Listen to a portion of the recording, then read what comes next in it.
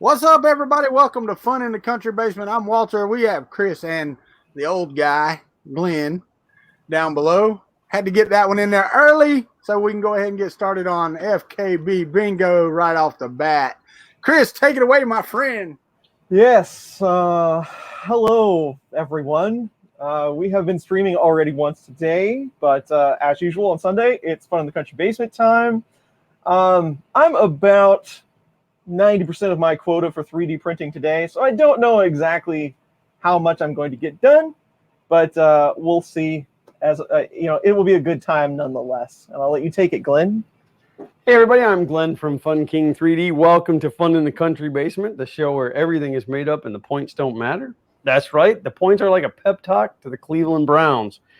I'm going to be just working on a few tasky things. I've got about 20 old hard drives that I'm going to disassemble and take the magnets out of them for another project.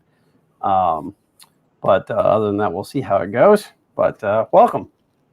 Well, I just want to say this. Welcome to everybody. I'm not going to go down through this list again. There's a lot of people here. Hey, everybody. How are y'all? Thank you for joining Fun in the Country Basement this afternoon. And the thing is, the larger these streams get, the less it's going to be feasible to do this. We'll say hey to you every now and again and say, hey, good job. We're here. And I haven't even talked to Glenn and seen Glenn since I improved my video. I think he was on one of my streams earlier, but my video should be close to 5x5.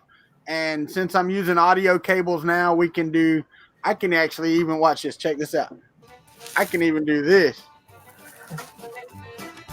And we can jam out live on the live stream. Since I have all the audio from my OBS in here now, and that seems to be working very well. So that's awesome. Chris Galata said, there's only 40 or so of us. Come on, Walter. There's actually 51 watching right now. So yeah. Well, and the thing is, I know there's 51 watching, but I can only say hey to people that are in the chat.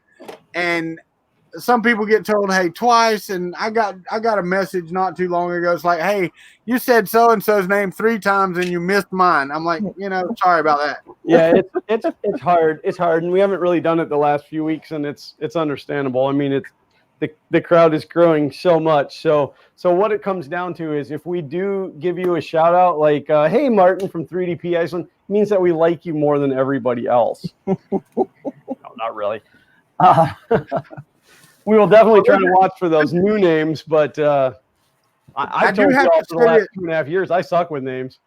I do have to do this. Wilco Eleveld is in the chat now, and I can tell him thank you personally for sending the video cards from the Netherlands.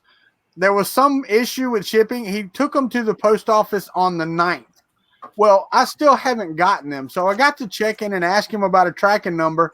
Anyway, he went to the post office and there was some problem, so they actually shipped yesterday. Well, so they've been at the post office to just were they going to wait for nobody to come and then they were just going to use them? Yeah, right. I mean, they sit there from the 11 days. They sit there and nothing, nothing at all. Went to the tracking, it says shipment not in system, and I'm like, okay. So anyway. Well, Friday, I was waiting for those of you who didn't catch the Twitter thread that was back and forth between Uncle Ron and I. Uncle Ron lays fiber for a living. He does a lot of fiber and cabling and stuff. And so I had run a piece of fiber on my rack between my cable modem and my router so that it would isolate it from future lightning, because I didn't like going through this and I don't want to do it again. So he looks at the picture and he's like, oh, you ran single mode fiber. And I'm like, yeah. And he's like, that's too short of a run. You're going to need attenuator. Well, I've never run fiber before.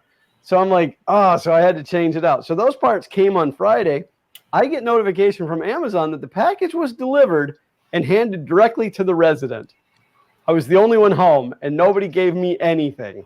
And there was no package outside my door. And I'm like, oh, you got to be kidding me. Now, on one hand, I was hoping that it got delivered to somebody else's house and that Amazon would ship me another one, and then that neighbor would bring me the original one, and I would have another set of them. But on the other hand, I really wanted the right parts. So I called Amazon, And the lady said, well, it shows that it was delivered. And by his GPS coordinates, he was right in front of your house. In fact, he was right in front of your mailbox. And I'm like, you don't suppose. And so I walk all the way out to the mailbox, and here it is stuffed into my mailbox.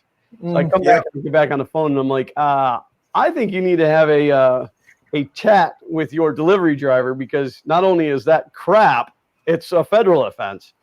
So, but. Well, now listen, they actually are looking at passing that legislation. I know it hasn't passed yet, but they are to let UPS and FedEx use the mailbox? Mailboxes. Well, I mean, it would have been fine if it said delivered in mailbox. Yeah, right. But it didn't. And I spent, I spent time walking around the house to see if they put it at the wrong door or, whatever. And then it took me time to get somebody on the line to gripe at them. Right. So, but what was funny was I had the chat going, with them. And when I got back from the mailbox, the rep that was in chat said, "I'm very envious of your barn." And so they were looking at it on the GPS photos. I'm like, oh, I've waved when I was in the driveway? Is this live feed? Yeah, they were on Google Maps zooming in, were they? Yeah, but I'm figuring Bezos has enough money. He probably has his own satellite to spy on everybody. Right. There you go. So back to fiber. So what'd you end up with, Glenn? LC to LC multi-mode? LC multi-mode, yeah. And it's a really short cable. Now, Uncle Ron told me, he said, if it's working, it'll probably be okay. And I ran some speed tests and stuff, and it seemed like it was doing fine. But when I changed it over to the multi-mode, I actually went to a shorter cable. It's only 7 inches long. My speed increased by like 100 megabits. So it was definitely the single mode was causing me some issues. Yeah. So lesson learned. I didn't know. There you go. Now you know all about fiber. That's right. Well, I'm getting ready to run a piece from the garage to the house, and get that copper out of there, because I have a feeling that's where the lightning came in. At least that's where it came in the last time. But so definitely going to go multi-mode on that, because it's only 114 feet. I don't know how many of y'all have an above ground swimming pool. Glenn, have you had one of those before? I've had one before. I don't have one currently. The Walmart specials, the kind that look like a big stew pot. Yeah. Where you blow up the ring, or the hard side one. No.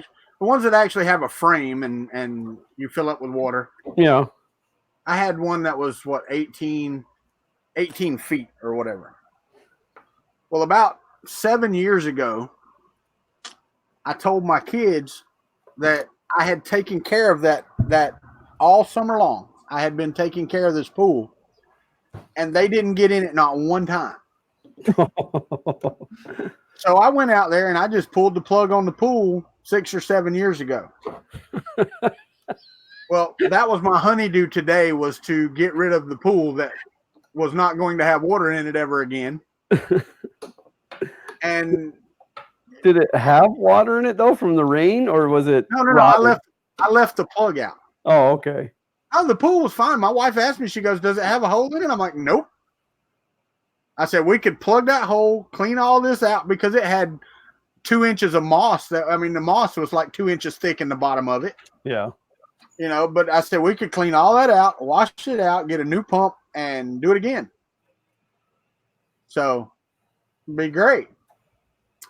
And she's like, "Nah, we'll just get a new one whenever we want one." I'm like, "Okay, cool. Wait till the kids leave. They're all gone, and then me and you will enjoy the swimming pool." But so that was my honeydews today, Chris. That, and I don't know if y'all remember or not, but when Hurricane Michael came through, I told y'all a big tree fell over my septic tank. Right. Well, I just started cleaning that up. Well, that's about the right time.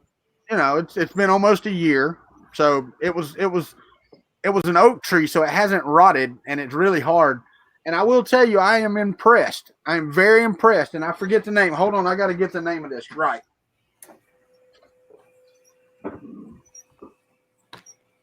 So what else is in a hard drive that's worth keeping other than the magnets? I mean, there's not any cool things I could do with the platters, is there? I don't think so. They're pretty. I mean, they're very shiny. I have to give a ringing endorsement to the Harbor Freight brand Lynx for their battery-operated chainsaws, because I have cut up almost an entire oak tree, and the base of the oak tree is about this big around with an electric chainsaw. I have been super impressed. Even my dad, who is not very easy to impress, came over. He goes, "That thing has impressed me." He said, "I didn't figure it would ever cut that." Well, it's been almost 4 years ago now, maybe a little bit longer. It was right before I left working at Harbor Freight. Harbor Freight hired the quality control guy away from DeWalt. Really? And that's when all of the new, like the Bauer and all those new power tools and stuff started to come along. Yeah. Because of him. And it shows. I'm telling you, in this product, it's a 40 volt? Yeah, 40 volt chainsaw. And I also got the pole saw edition of it. Dude, I am impressed with both of them. They have both worked flawlessly since I got them.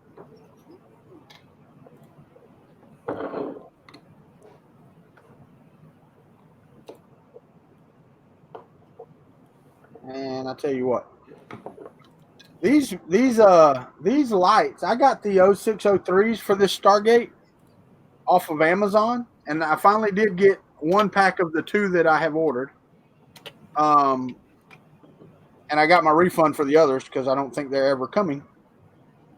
But these are smaller than the ones that I was sent by Andrew S. Is that the ones that you were sent? I know that you had gotten a set that were like really like ridiculously super tiny. Well, yeah, I mean, and then Andrew S. did a bunch of soldering on them for me and sent me a set for the Stargate already pre-soldered. Oh, nice. Well, some of them when people spoon feed you? Well, some of them didn't make shipping and stuff like that, so they didn't work. Some of them didn't, so I had to order some.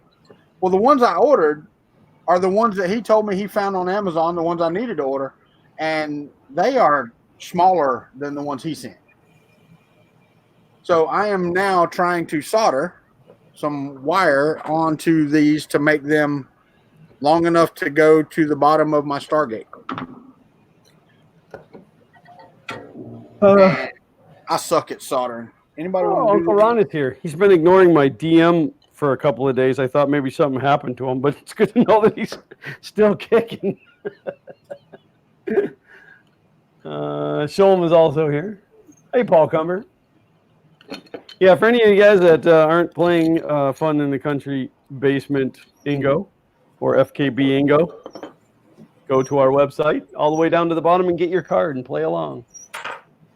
God dang it. Dag Nabbit. Whatever you want to say. Well, Dag Nabbit's Dag Gummit is a square.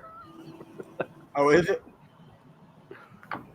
Yeah, everybody was complaining that last week was really hard because a lot of the squares were you dependent, and yous weren't here. Well, I have to tell you that I enjoyed my birthday. Good. With my wife and my child at Disney World. Hey, you only turn 100 once. That's right. That is correct. And you will be here in 3 months. So tell me how it feels when you get here. Now, I will say this. I went and got some liquid electrical tape. I have never used this stuff. Oh, don't put it on too fast and too thick. Well, I understand that. Yeah, go easy with it. They give you a brush with it, I think. Yeah. And, of course, it is completely coated on the brush. Woo, I need to sit in here and smell this all day. Yeah, Sergio asked what I'm going to do with this printer. I have no clue. Add it to the pile, I guess. How How's it going? Not well. I'm still trying to figure out some of the nuances of bed leveling. The benchy failed, so still haven't got a benchy yet. Ron says the printer looks like it's doing push-ups. It kind of is. It might be good at that. Yes, it is kind of fast moving. It uses belts for the Z, so it moves pretty fast. It's an M3D Pro Mega. So far, not great. Now, Chris, somebody asked a question earlier today, and I'd like to know myself. Do they use the belts like a rack and pinion system? Yes. So they're stationary on one end, and the gear just runs up and down the belt. Right. How Yep. how do they tension the belt against the gear? It's I'd have to let you see underneath it, but it's in like a tripod kind of configuration. So you got the motor in the center, and it's spinning 2 shafts, and then they have an idler. Okay. Rubbing up against the side of it to tension it up. That's kind of over-engineered, ain't it, for what it is? It's extremely, yeah. That's how the FT6 does it too, which I thought that was just the way Folder Tech did things, but I guess it's somewhat common. I don't know. Sean wants to know if we'll be at Maker Faire, Walter. I will be at Orlando Maker Faire. I will not. When is Orlando Maker Faire? It's November. I can't remember. I may or may not. It really depends on what I have going that weekend. I'm not in trouble for Earth, but I was close. Oh, financially, you mean? No. Oh, for going. Yeah. Because my granddaughter's first birthday is that weekend, and why can I go to Maryland but not go to Arizona for my granddaughter's first birthday? Because she'll have lots of birthdays. This is only, I know. This will be the only second Earth there ever will be. Right. This is the only second Earth. You are correct, Glenn. You know. Orlando Maker Faire is November 9th and 10th. Okay. I made my case, and I have my plane ticket, and we'll definitely be at Earth. But yeah, I don't know what's going on in November. So once I ask the living calendar what I'm doing, I may or may not be able to just drive down for the day or something, Or since we have Disney tickets, I may say, hey, I'll go drop you off at Disney, and I'll go hang out at Maker Faire. Seems like a fair trade to me. It does to me as well, but I am not woman, so.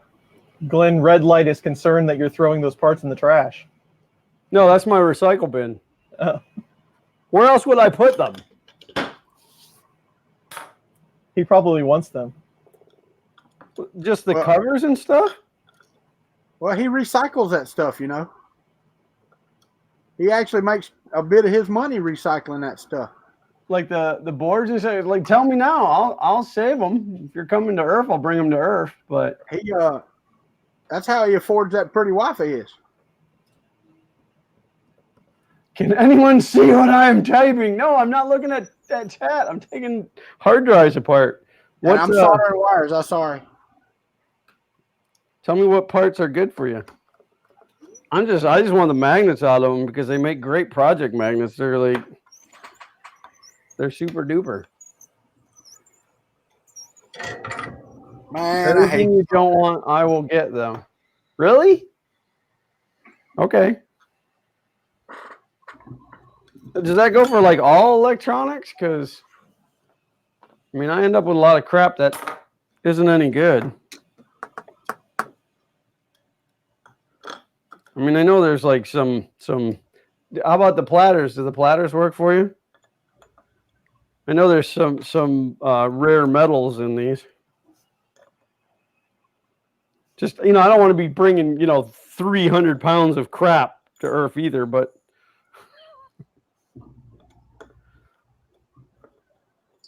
It's such a shame to touch these platters with my fingers because they're so pretty.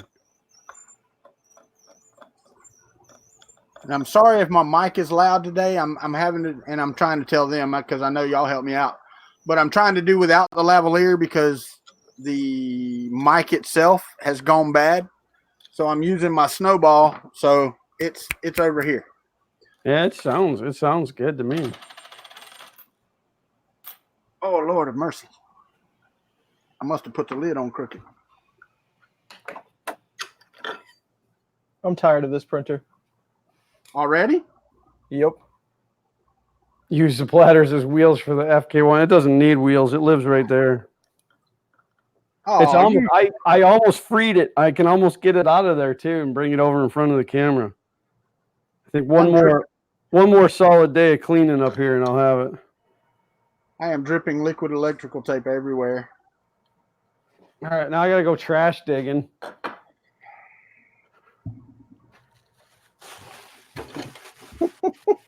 I'm a garbage picker. Go Viking on it.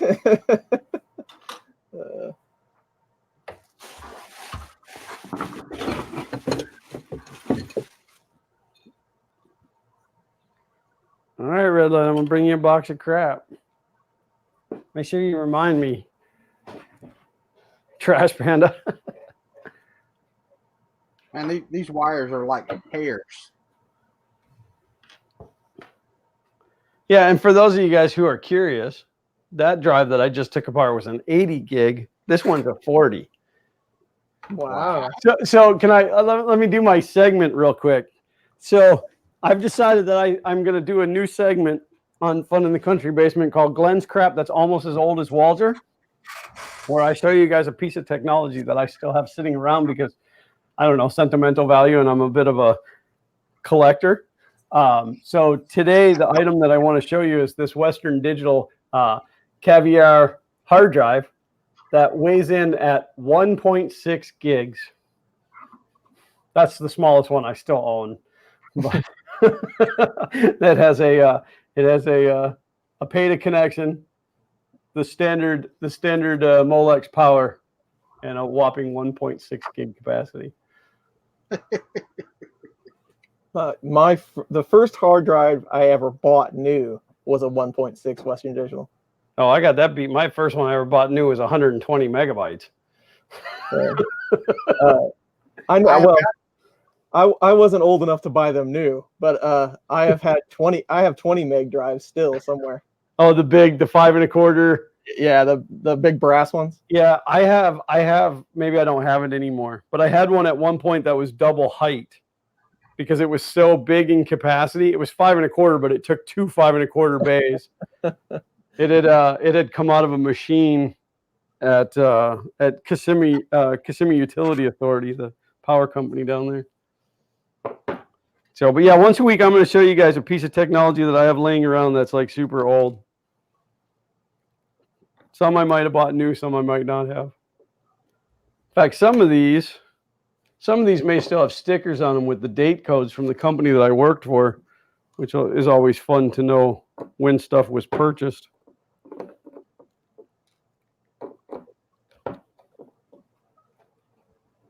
I still have a 250 megabyte hard drive in my old computer. I don't know what the hard drive is in my portable 386, but it should be one of the big 5.25 drives, and it's probably like a 20 megabyte. That thing runs DOS 3.3 and Windows 3.0. I bet Glenn has some core memory laying around. I do have some old memory. I got some. I have some Sims around here somewhere. Maybe they'll make an appearance one week. What I need to find is I've got price sheets from the 90s from one of our suppliers with different component prices and stuff on it. It's amazing what stuff used to cost.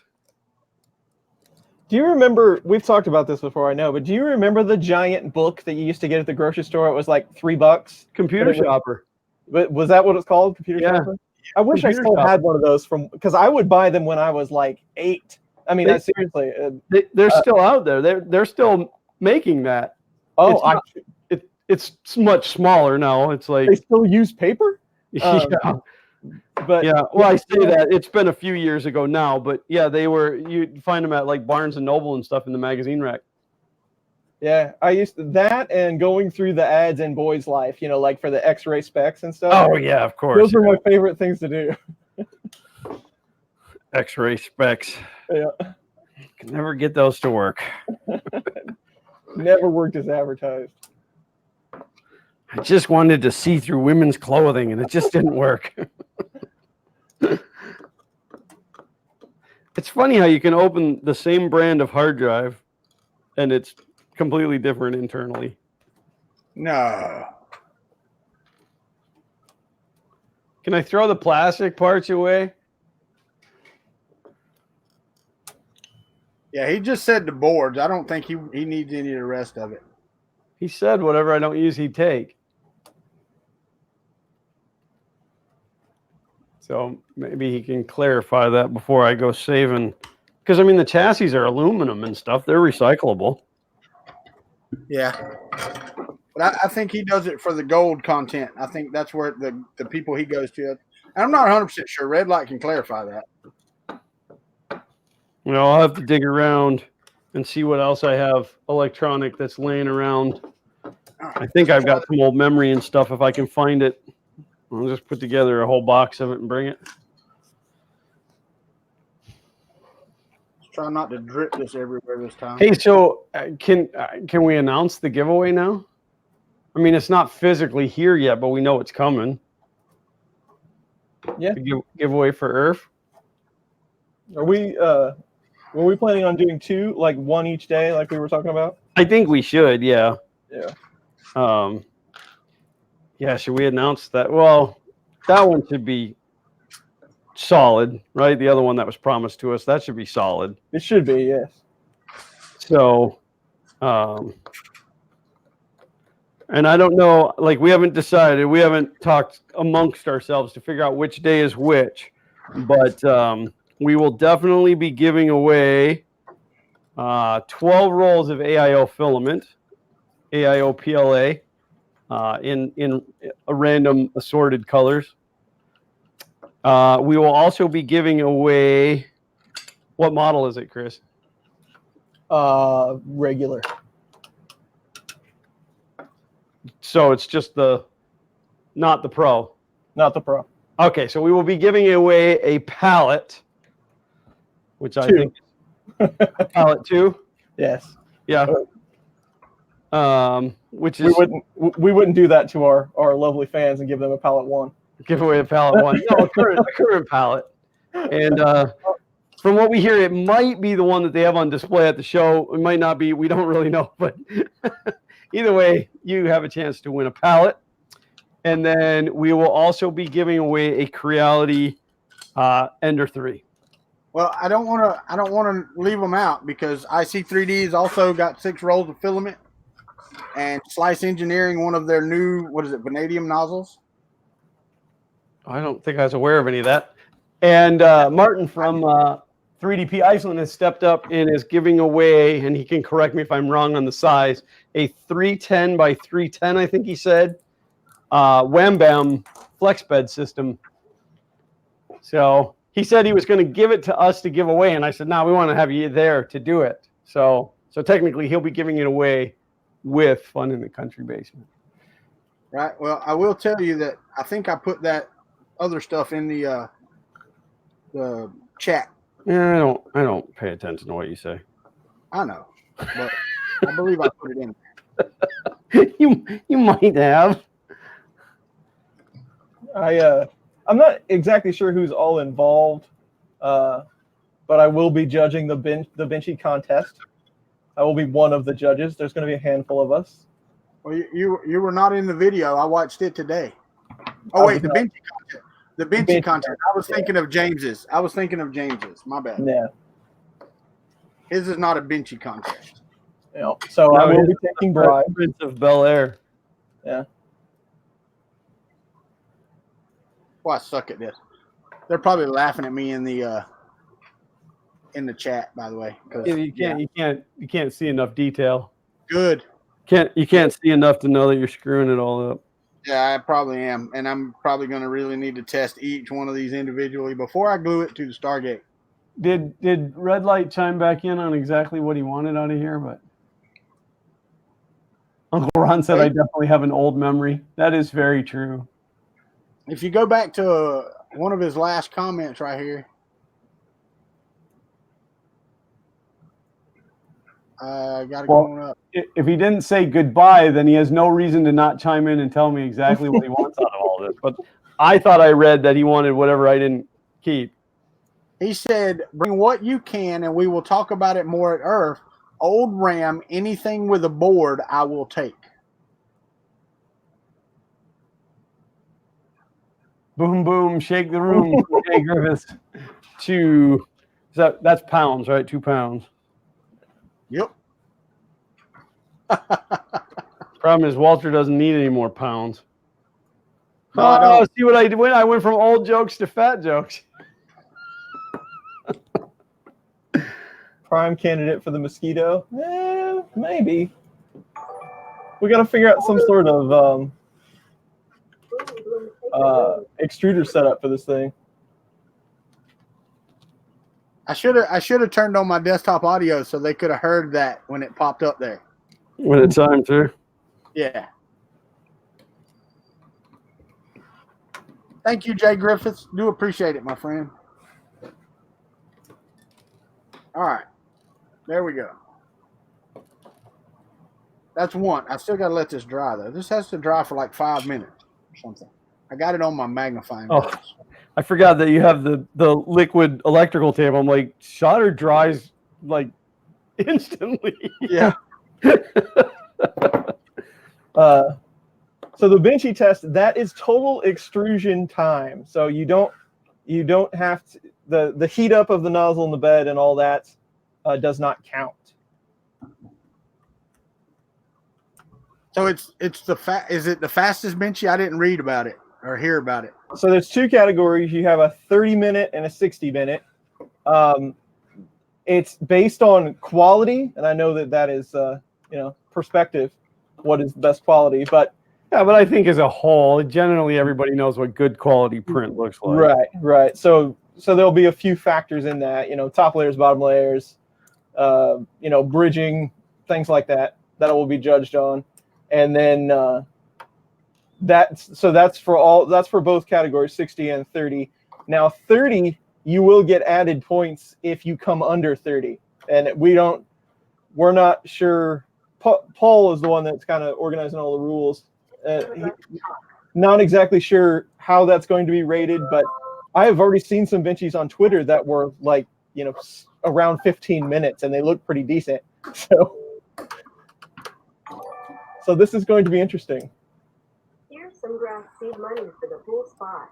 Thank you, Chris Gulata, for the $4.99. Appreciate that. And what did it say? For the Here's some grass seed money for the pool spot. Let me tell you a little secret about grass in Florida. I don't really need any seed. That surrounds that spot will fill it in by next year. Yeah, as long as there's sunlight. If it's in the shade of a big oak tree, you'll have problems. But no, my front yard, there's a lot of shade, but in my backyard, there's not very much. So yeah, it'll be covered by pretty much next year. Is Daniel Noré coming to Earth? I was wondering that myself. I do not know. He wasn't there last year, was he? I don't know. I don't think he was at Earth. He was at Murph. Yeah. I don't know either. I don't know if he's coming or not. There are going to be a lot more celebrities at Earth this year than there were last year, it sounds like. Yeah. Well, they have booked every table. Yeah. I mean, and I'm glad. I mean, I really am glad. That in itself is phenomenal. Yeah, 27 minutes. See, I just for fun, just to see what the print times were. I just did a quick slice just to get it down under 60 minutes, and I think I came in at like 52 or 54 or something like that, and it looked decent. But getting under 30, that's quite the task.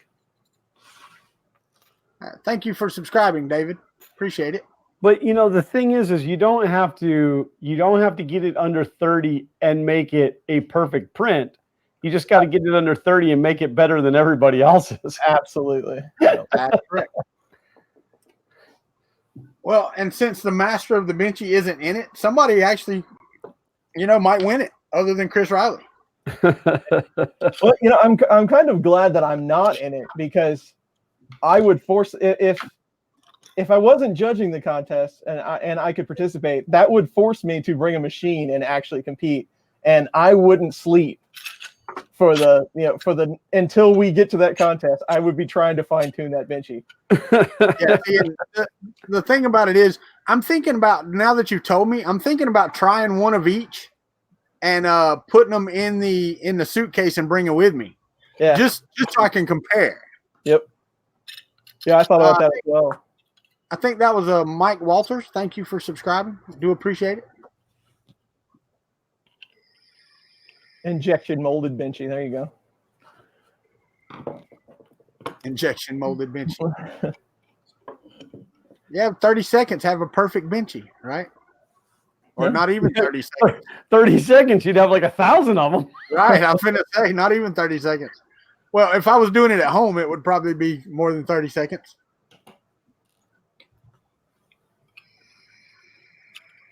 You can, yeah. I mean, Steven's talking about, we've done the no infill contest Benchy.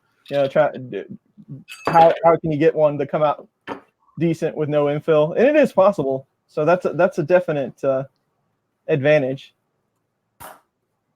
Yeah, zero infill would be difficult, but like next to none would be possible, I think, right?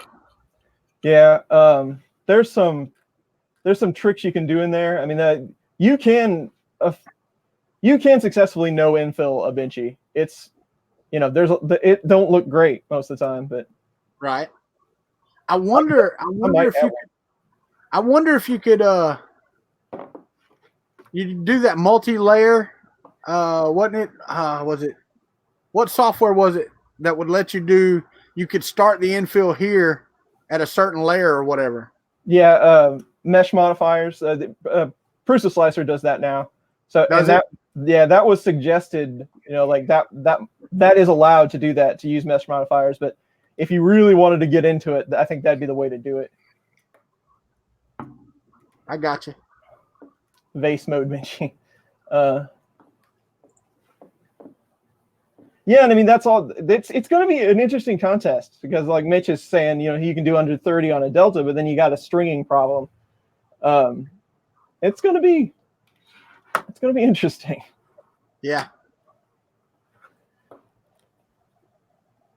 Yeah, it will be. Yeah, bottom of the box. That's where you get impacted by the zero infill. It's the bottom of the storage box and back.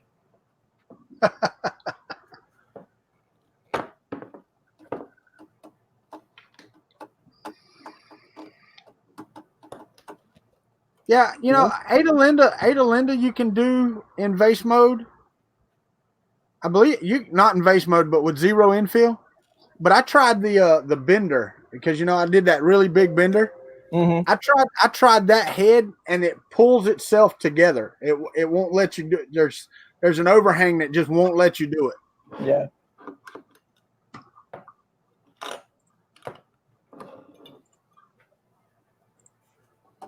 Yeah, multiple Simplify 3D processes. There you go.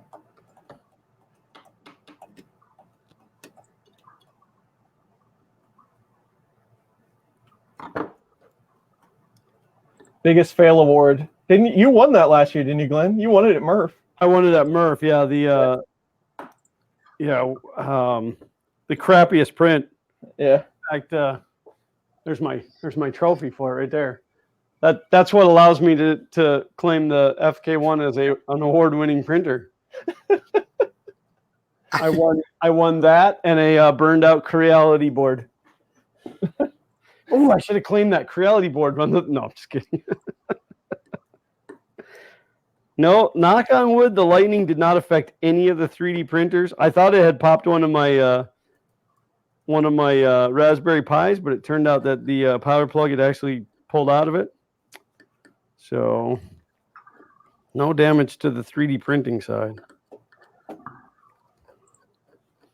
Lots of damage to everything else, though. These aluminum parts they're so pretty. I mean, there's got to be something you can do with these.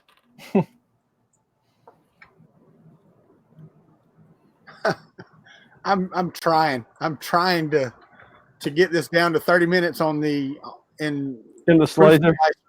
Prusa slicer on the Mark III, and yeah. I'm at 53 minutes right now with 0 infill, 120 millimeters a second, and changing the other speeds as well, like on the external perimeter speed and all that, changing all of those higher, like double what they were, and I'm still at 54 minutes. Did you turn off auto cooling? Hold on. No, that's on the filament settings, right? Yeah. Cooling. Turn off auto cooling. Keep the fan always on. Yep. All right, let me see. Oh, 35 minutes. There you go. Really? Auto cooling does that much? Really? Yeah, if it's under a certain time, if it takes less than a certain amount of time to print a layer, it will slow it down so it can cool it before it does the next one. Yeah? Yeah, so yeah, that really slows a print down. All right, well, let me try this then. Let me see if I can get it below 60 or below 30, and I'll print it right now because we've got an hour. Mr. Buttram has decided to join us today. Excellent. That's the real question. You know, bigger layers. You know, it's going to look a little different. It's not going to be near as smooth. You know, do you go that route? Do we go bigger nozzle to try to knock this thing out quick? Well, and that's it. Like that whole thing of, you know, like, do I just try to make it as fast as possible and hope that everybody else's looks crappier, or do I shoot for a good print and hope that, you know, point wise somebody doesn't beat me out in speed? Yeah. Ronnie, there is. I just don't know what it's called. I'd have to go look it up. Tristan, I believe one of the rules is that it has to be 100% size. Yes, it does. Well, and we're going to measure them. So yeah, I mean, I did not change the size, but I am at 34 minutes and 56 seconds on normal mode and 35 minutes on stealth mode. So I'm going to try it on normal right now with just this is a 0.4 nozzle running at draft with all the speeds changed and turning off auto cooling. That's all I got. Give it a shot. I'd be curious to see what it looks like. All right, we're going to change that 0.3. I'm going to say fast, or 34 minutes. Oh, it's already got it. The 35 minute. Okay, save. All right, so we're doing that. Yeah, 99.9% size.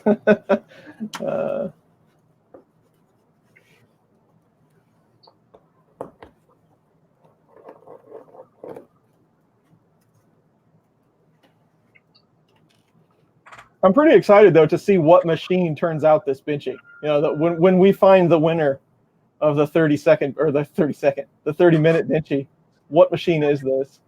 And I won't be shocked if it's a rail core. Yeah, and what filament was used? Well, yeah, the maker box is supplying all the filament, so you all have to use the same one. Oh, it's the same. It's not just whatever you end up with. It is literally everybody gets exactly the same filament. Yep.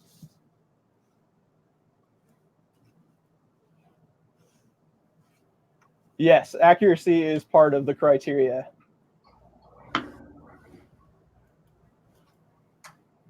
I'll have to get my benchy cheat sheet out and remember what they're supposed to be. Only exception is the Coker press. Yes, that's right.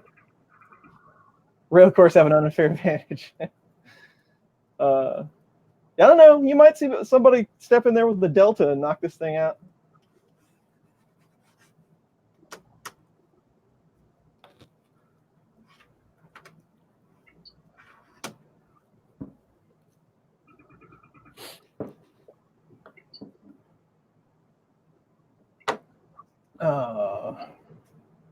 You should totally compete. Well, and not only that, I think somebody with a Hypercube Evo or something like that, they could do the same thing. Yep. Because I know that this one will print at about 200 millimeters a second. So at 200 millimeters a second, and if you tweak some of those other numbers like I did on this one, I know I could get it below 30 minutes. Yeah, well, it should be an eye opener, really. I mean, to find what machine knocked this thing out, because I'm gonna want to know all, everything. It's like, well, what's the hot end? What's the extruder? Not even just the G code. I'm more interested in the hardware that was able to complete it. Right.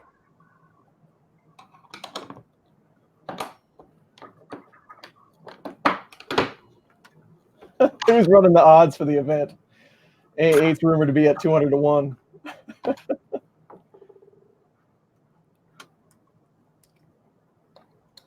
Yeah, see, but it's the extrusion, right? You can't kick out filament at that pace. I should have got the super volcano.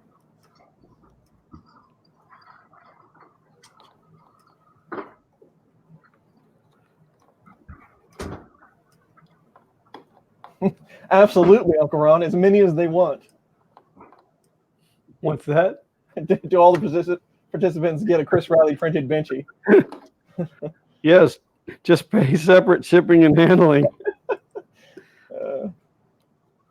I shipped all of my swag already, and I forgot to put benchies in there, so I'm gonna have to bring those on the plane with me.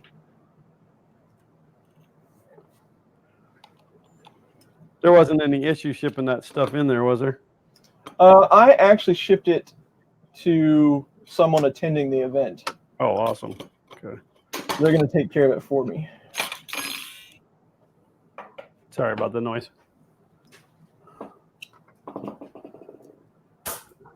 Man, these magnets are awesome. I love hard drive magnets. Second carry-on with nothing but benchies. Absolutely. Yeah, pay $85 for a carry-on full of benchies. And I can only imagine the TSA agent that is scanning that one. Yep. It should be starting soon, so it's doing the bed leveling right now. On the Mark III screen, it is showing 35 minutes remaining. Cool. Kuntry 3D on the printer cam. I don't have a camera over there. Ronnie Julian said, I want to be in the line at TSA when they inspect and carry on the benchies. More so like when they break it open and then the benchies fly everywhere. That's all right. You can keep those. Yeah, don't worry about getting those ones under the conveyor belt. That's fine. That's fine. When I flew to Earth last year, I had carry on with 3D printed stuff in it, and they stopped and searched through the whole thing. I could see them losing a suitcase full of benchies, and then you go in to file a claim, and they're like, well, what was the value? Well, each one of those benchies was worth like $1,000. Well, it depends who you ask. I value them a lot. They're worth $1,000 a piece, and there was 500 of them in there. That's right. Somebody says, anybody done a mini rail core? I haven't seen a mini rail core, but I was thinking about mini printers the other day. Let me grab something because it's adorable.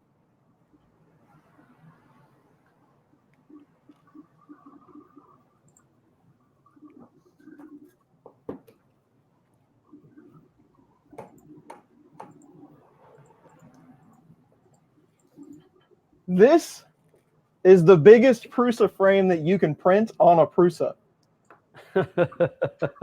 And if I could find all the hardware for this, I would totally make a Prusa this big.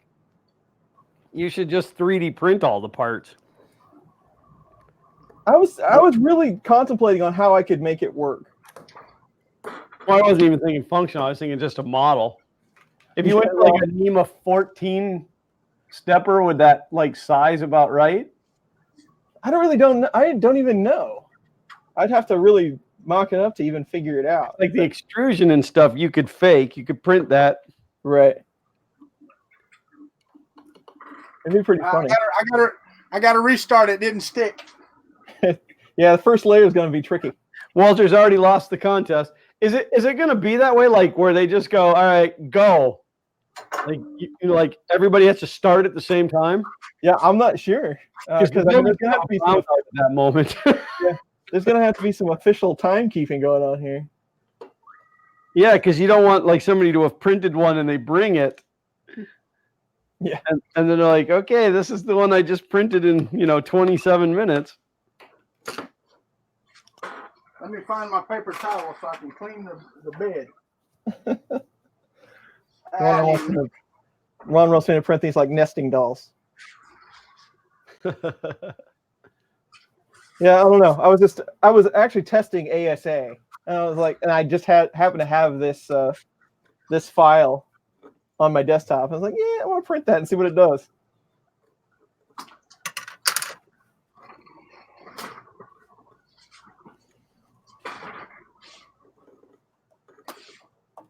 No, I mean, the print time is going to factor in heat up time and all that. So no, you'll have to be an externally timed thing.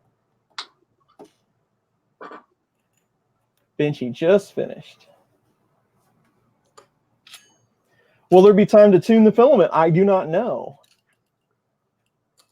Oh, that's a good question. Because as of right now, nobody knows what the filament's going to be. Exactly.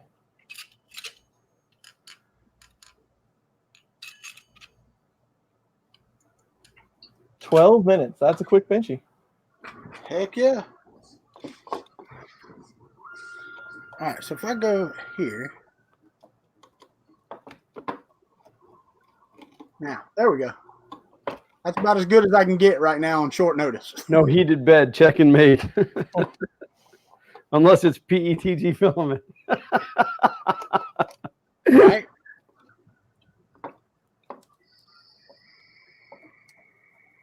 Yeah, there you go. Give 10 minutes to tune the filament. Yeah. But if nozzle and bed heating is accounted into that 30 or 60 minutes, you could just have it already warm. Like right. You just keep your printer warm the whole time.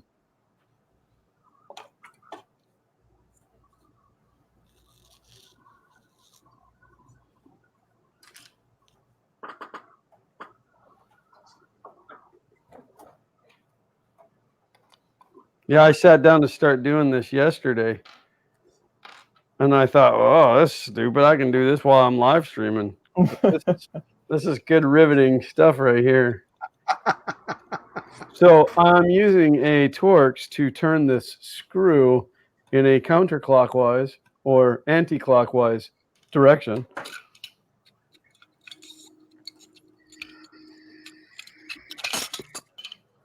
Bad filament printing. There you go. What, bad filament? Maybe a bad filament printing contest too. Give me the worst filament you got. Yeah, all Benjis must be printed with this filament that's been left out in the rain for the last 7 months. Yeah. Maybe we can take some of the filament from Chris's Fill-A-Dry test. Well, and I was just going to say, and you have to use a Fill-A-Dry while you're printing. Now that would be a contest.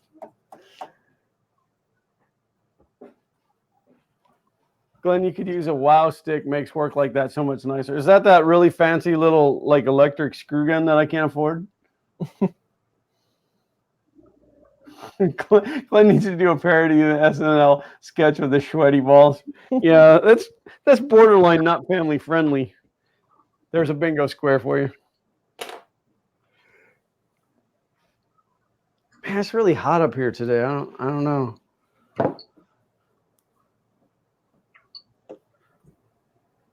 That's what I'm talking about right there, Mr. Buttram. That would be funny if they just gave everyone ABS. Oh my gosh. They'd blow your mind. And you have to run outside and dig in the dumpster and find cardboard and make a makeshift enclosure. Well, you'd have to print 2, probably, to cool it off enough to stick the next layer to even make it look halfway decent.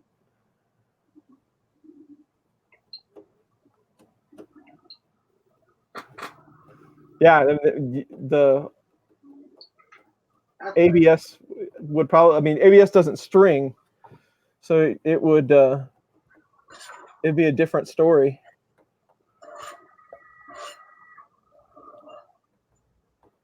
This drive does not have its capacity on there. And the filament's 3 millimeter. There you go.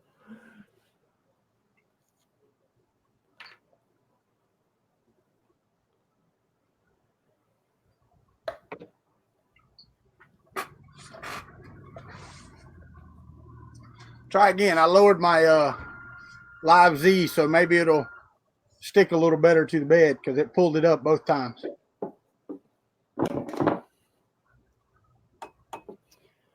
Yes, this is the M3D. What's it called again? Pro Mega. Pro Mega. Yep. God, your memory's worse than mine. But it uses a different definition of the word pro. Yeah.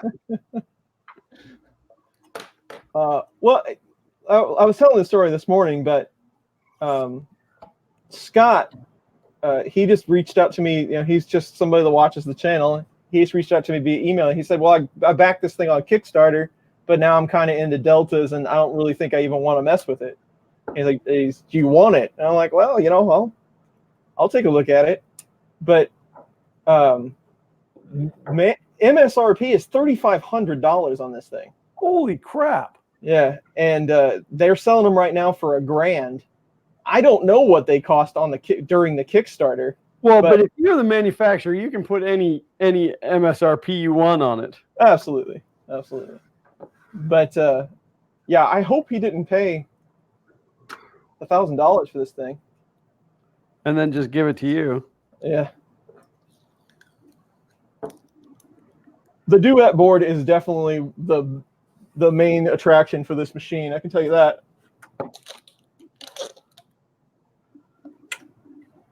I do like me some duet board.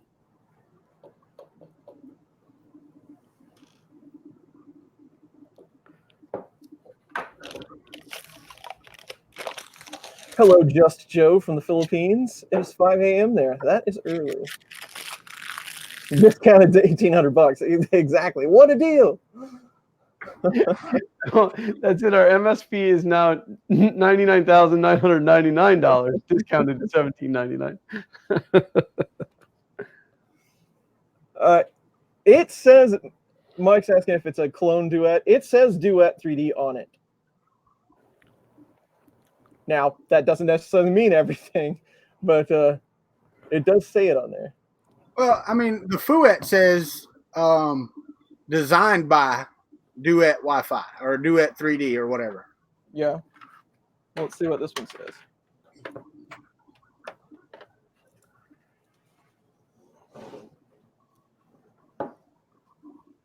First layer of the Benchy is stuck to the bed. Yeah, but your half hour's already up. You lost.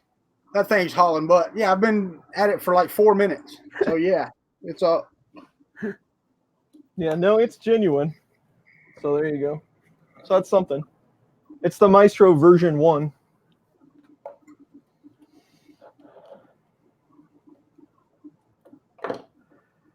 The thing, and we were talking about this before, Chris, the parts on the printer are pretty good.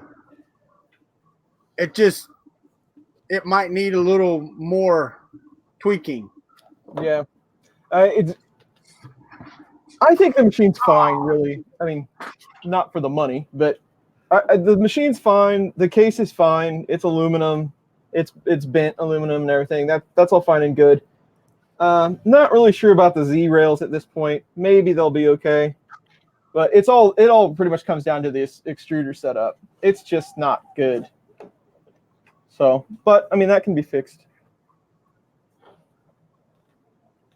All right, I have cleaned my bed with alcohol, and I lowered my Live Z, and it still came off on the second layer. Now I am using the textured sheet. It's moving too fast. It is moving really fast. Chris Lane says when Maestro came out, you could only buy it from M3D. I did not know that. Yeah, as far as screens go for this board, I'm not sure. Somebody said that you could put the full graphic on the Maestro board, but I still have to look all that up.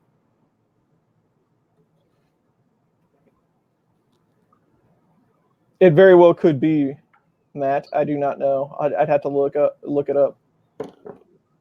Patrick Nugenthoff says isopropyl alcohol, not beer.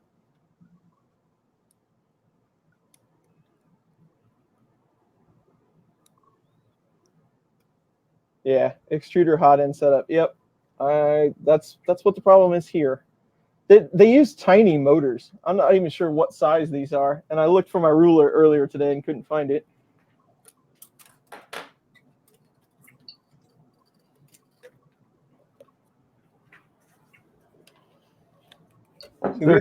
They're smaller than NEMA 17. Yeah, they're Somebody said it in the live stream. They're NEMA 14s.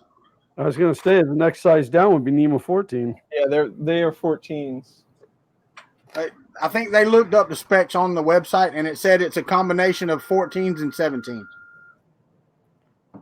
Well, Yep. I mean, if they check the specs, if they check the specs on what the motor needs to do, you know, I mean, there's no reason to put a 17 on there if you can get a 14 cheaper. Yeah, I just don't know. I mean, you know, you're gonna the answer to this question is going to be met with, well, to make money, but I don't know why how these companies do this kind of thing, you know, and why they're doing it. They can't all just be going, oh, they'll buy that. Let's see how many of these they'll buy. You know, they can't be just doing that with everything. But you know, how do you make decisions like that? Because this was not a good decision made. No. Well, and it may be to just shave cost out of it. But, you know, the other thing, like, you know, the glasses half full side of me wants to say that, you know, maybe they're looking at it from the aspect of, you know, we're going to try something different and see if it works. Yeah. I mean, through the whole entire design of the FK1, that was my thought, was I want to do things differently and see if I can come up with a better way to do it than somebody else did, you know? Well, no matter the company, though, they would have to go through some sort of testing. I mean, and you think, but I mean, at some point they have to show that this actually worked, right? Or is it all infomercial? You know, my blender is the only blender that works. The rest of these don't. You know, well, I mean, and at the point that it's a Kickstarter, I can take all of your money, send you something. If it doesn't work, sorry, you back Kickstarter. that's true. You have to come in so your hand appears on the. These for me or? Well, yeah. Oh, these for everybody, and these are just you're just Yeah, sharing. those are just, well, no, the kids have had some. It's not bad. Not as crispy as I'd hoped. Preheat the oven, so I probably should have left them. Like I probably should have preheated it first. We borrowed one of those air fryers from a friend. Yeah. Just see how it does. They're definitely not as soggy. They're French fries. They're not as soggy as coming out of the oven. The oven, which we don't currently have.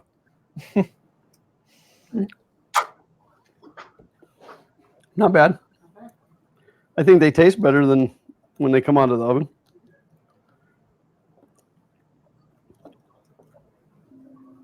Yeah, I don't know if it was Steve that said that earlier today or not, but yeah, he says you can put a 12-864 on these boards.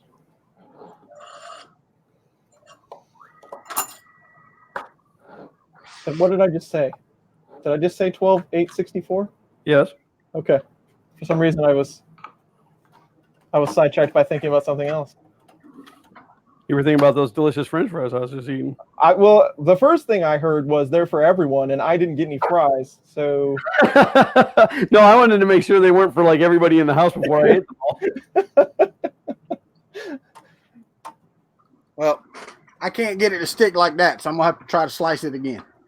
I'll buy you some French fries in Maryland, Chris. Excellent. Switch to your smooth sheet, Walter. I don't even want to.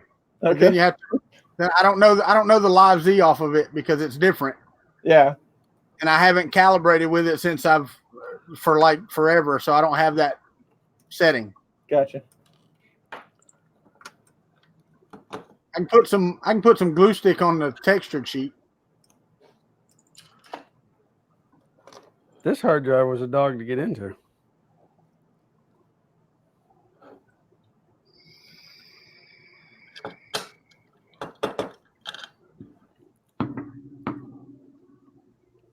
What am I missing? The- Anybody the saying raft- that's important? The raft doesn't count on the Benchy speed test, right? A raft pre-printed. Well, there you go. I think that would be fine. Convert log to make fries. Now we're talking. Well, technically, you'd have to convert it to make cheese fries. That I could do.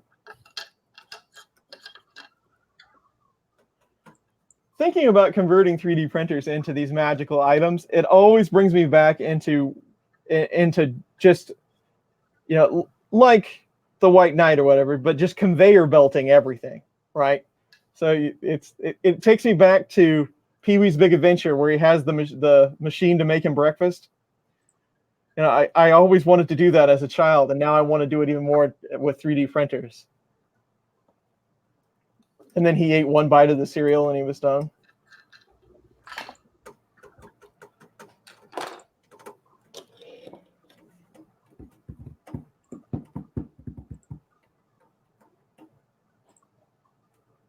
Now I know how to win the contest with my ender. I'll pre-print half a Benchy.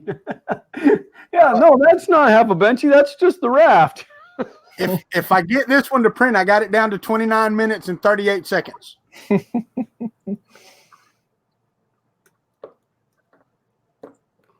This hard drive. Sorry. Go ahead, if I can get it to stick. This hard drive was originally purchased in 2001. Wow. February 2001. So I've had this hard drive laying around for 18 years. Yes. I'm a little bit of a collector. 2001 just seems like yesterday. It does. That's how I feel about the 90s. Anytime somebody says, "Oh, it happened way back in the 90s," I have to do like the math and be like, "Is that really that long ago?" And I'm like, "Oh yeah, it really was."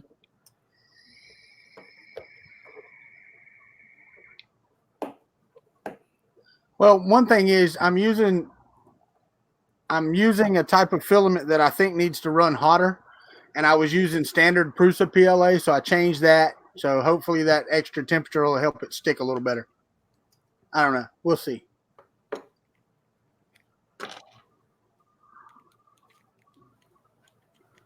Just Joe, I have never heard of that one.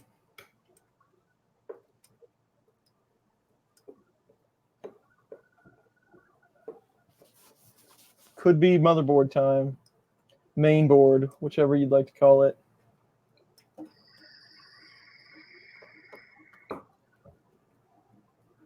I printed something yesterday, day before yesterday. Yeah, I started it. It was Friday during the day while I was working. I started it. I printed a Veroni skull with TPU. Yeah. Yeah, and it turned out really good. I was like super surprised at how well it turned out. I've never tried to do anything detailed like that with TPU. The Just Joe comment, and I mean, this might seem stupid and really obvious, but did you power cycle the printer? Turn it off and back on again? Because I know that my ANET used to do some really weird stuff. And no, it wasn't catch fire. Oh.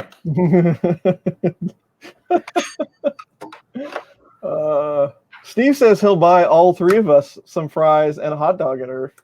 So I'll take you up on that. Yeah, Steve's a good guy.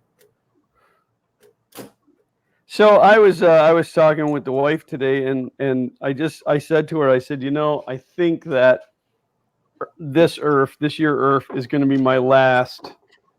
I think it's the end of my show cycle.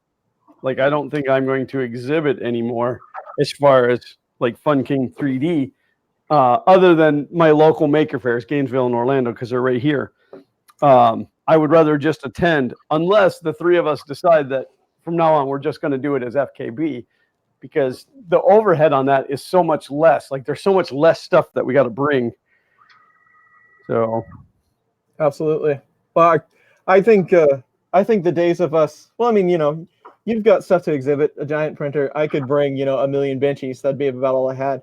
But I'm going to do that anyway. But I think the FKB presence is definitely worthwhile. I mean, the booth and the whole 9 yards. I think it's a good thing.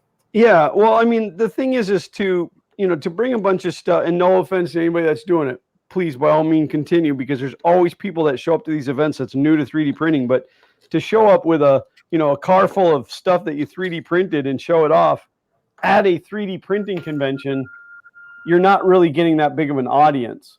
Right. At maker fairs, on the other hand, there's a bunch of people there that have never done 3D printing, so it is still a little bit educational.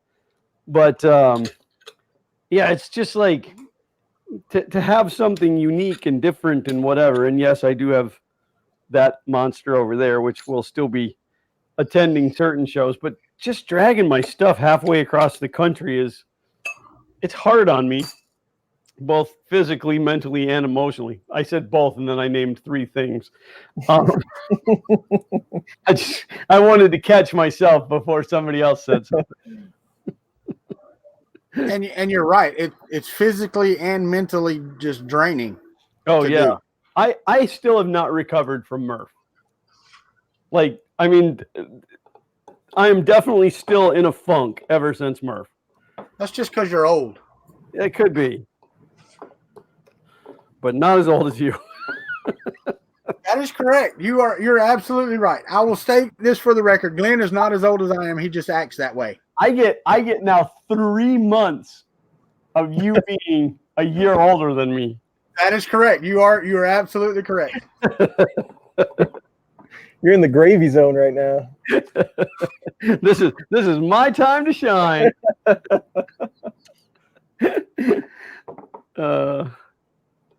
But no, I like the thought of FKB being the one that's displaying or exhibiting or whatever, and I would love to see it to where all of a sudden we start going to other maker fairs and stuff.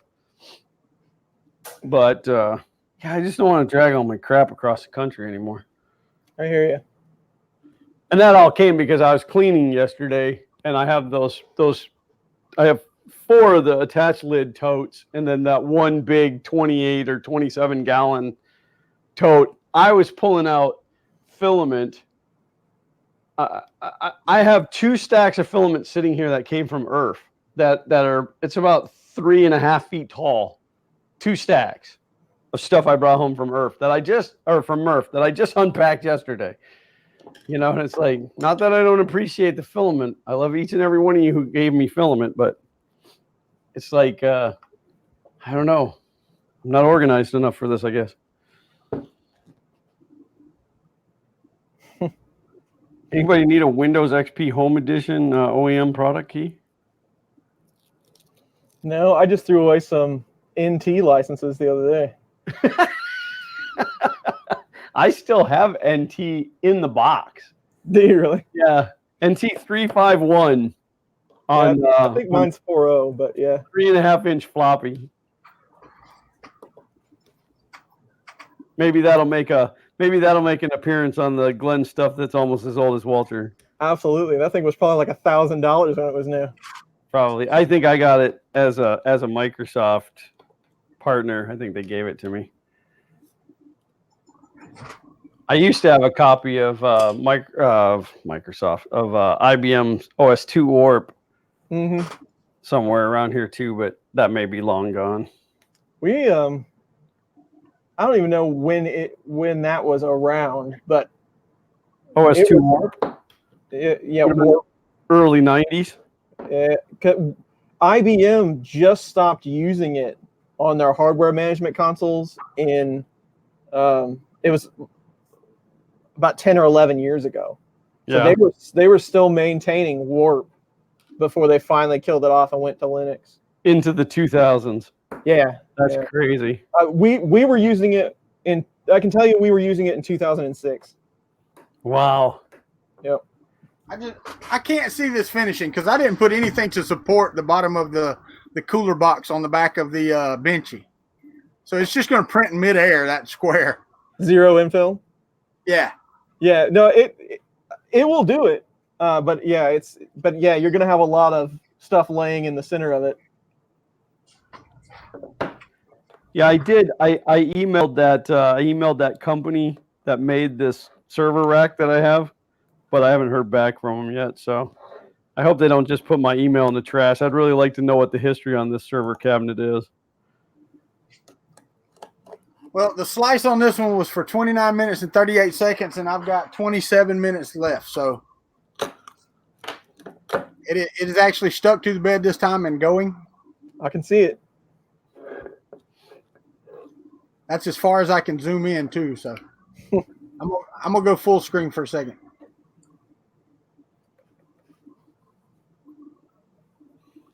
That thing is screaming. I'm gonna tell you right now. It is moving. Yep. You've almost printed more benchy than I have today. I just a few more layers, and you will have topped me for the day.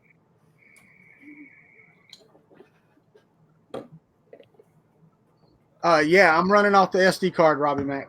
Yes. Yeah, it just squirted a whole bunch of spaghetti in the middle of the boat. Yep. I hate that when that happens. Oh, and it knocked it loose because it grabbed the spaghetti. There's always somebody that dumps a bunch of spaghetti in the middle of the boat. Ah! Don't be that guy. I'm gonna have to do something about that on the slice and see if I can still get this down. And there were some other things too. But as far as here, let me see if I can get this. I don't know if you can. It's not going to focus because I got it off of autofocus. But so far, the sides of it look fantastic. So let me see what I can do about getting the support up underneath this. And I'll continue this, and I will get one to print. And then during the next Fun in the Country Basement, Chris, we'll race. You get one on your Mark III, and I'll get one on mine. All right, we can do that. All right. Yep. And I don't know how we're going to time it. I mean, because heating time and all that, but. Well, just preheat, and then when you're both at temperature, then you say go, and then. But yeah, I mean, this thing is looking really good. I can read the bottom of it. I was surprised about that. Nice. So wait, now on the slice, you said there's a way you can do something, right? Inside the model? Yeah, mesh modifier. All right. So if I click here and go mesh modifier. You should be able to like box it off and then adjust the amount of infill inside that box. I haven't done that since I tried it when they brought it out. I haven't done it in a minute or two. It should work. I think it works the same as the supports, though, the support blockers.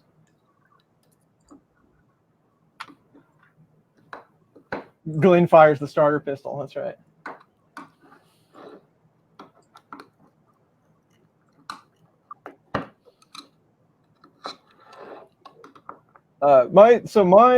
I did Alien Ooze on my 52-minute benchy, but I think I did one bottom layer and 2 tops or something like that. I don't remember.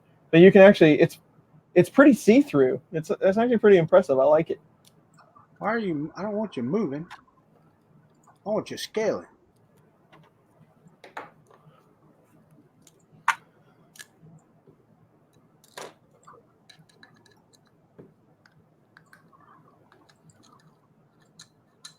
Yeah, support under the, yeah, right. That's what he's looking for.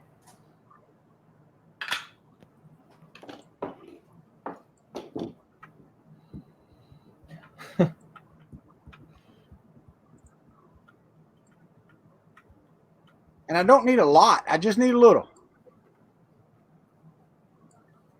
That's what we need. We need a drag racing bracket for printing benchies.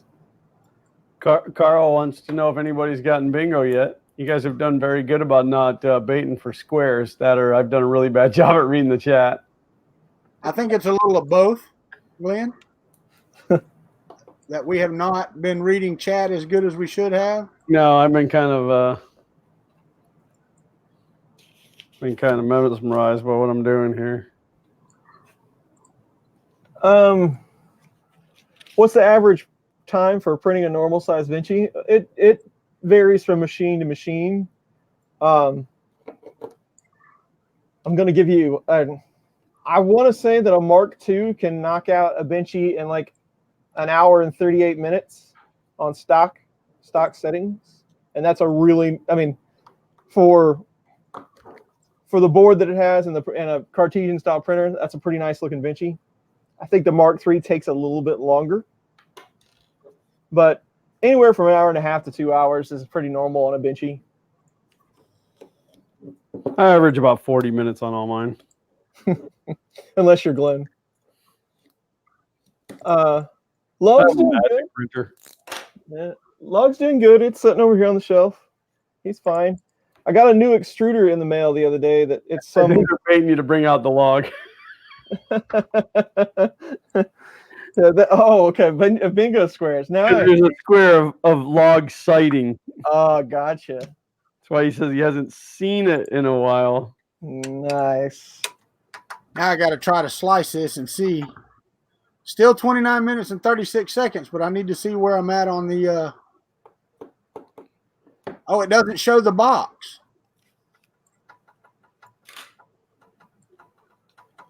It doesn't show the box. You mean the modifier? Yeah. It's not showing anything for that. Hmm.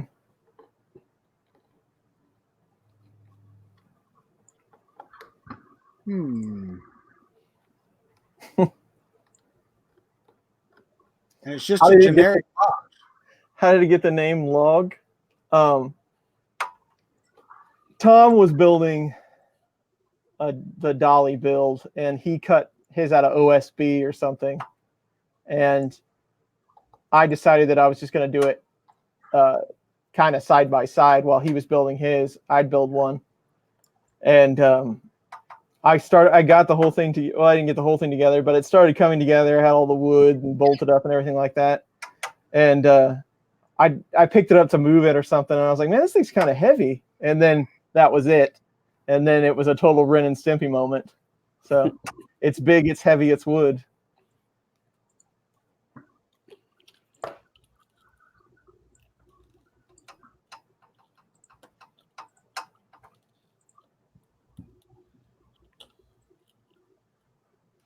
All right, I've got it now. All right. And I'm still at 29 minutes and 59 seconds according to this. Tell you what, let's try this. 8%. There's a video I have a recap video of Log, like its current state. I just threw together a funny video that has some sections in it. It's not on my main channel. It's an unlisted video, but it was floating around. I gave it to my Patreon supporters, and it was floating around on Twitter there for a bit. But there's some sections in it of the Log song that kind of explains why. Yeah, that has to be unlisted or you get demonetized. Yeah. Suddenly Ren and Stimpy own your YouTube channel. Yeah, but what a way to go down. Stevie, you idiot. Now we don't own the channel.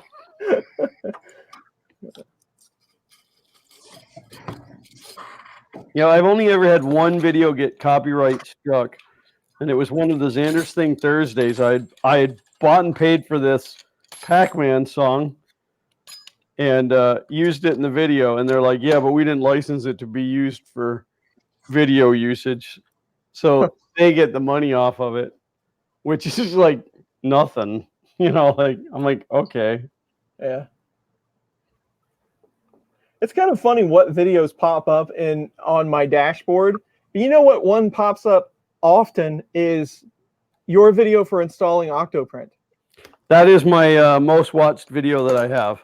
Is it really? And I need to get motivated and make a new one because it's outdated. So yeah, I see that thumbnail quite often.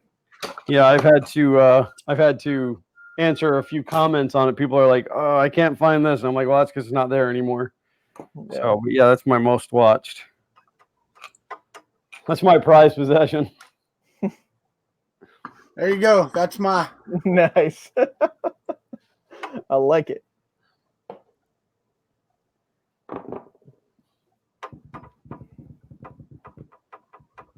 We'll see. But that was about the least amount of infill I could get on. I tried it at 2% for the box modifier, and it wouldn't let me do it. Mm-hmm. I tried to do 2% for that, and it would not let me. So I'm heating back up. Oh, and if by some chance this sticks and prints, it should finish before we get off here for the day. Because I got like 12 degrees left on the nozzle for temperature, so. 247 Hinky. Yes. Thank you for watching my videos. That's always appreciated. You're very welcome. I think that video is still holding up. I don't think they've made too many well, now I haven't tested there's a release candidate for Octoprint out right now. I haven't tested that one, but I think the multi-instance still holds up with the current Octopi version. Yeah, I've got a i3. I don't know how much RAM it's got, but that it doesn't really have a use. I was thinking about building the Windows-based multi-octo print that you did. Yeah, that one has changed some, but it's because of Microsoft. They've changed a few things around. I don't exactly know what those are, but I think you can get around them pretty easy. Butane-powered hot end. Now that would be awesome.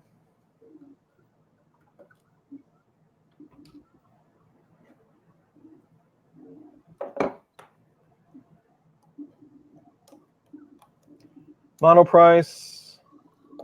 Which one is the MP? The MP is the little one or the i3?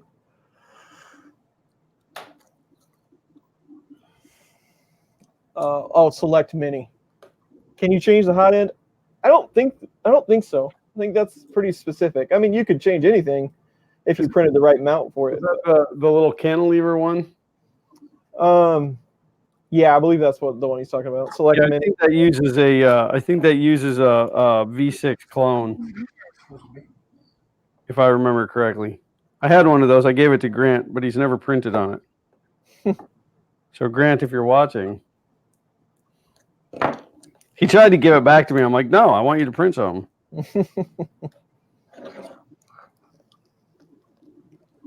Oh,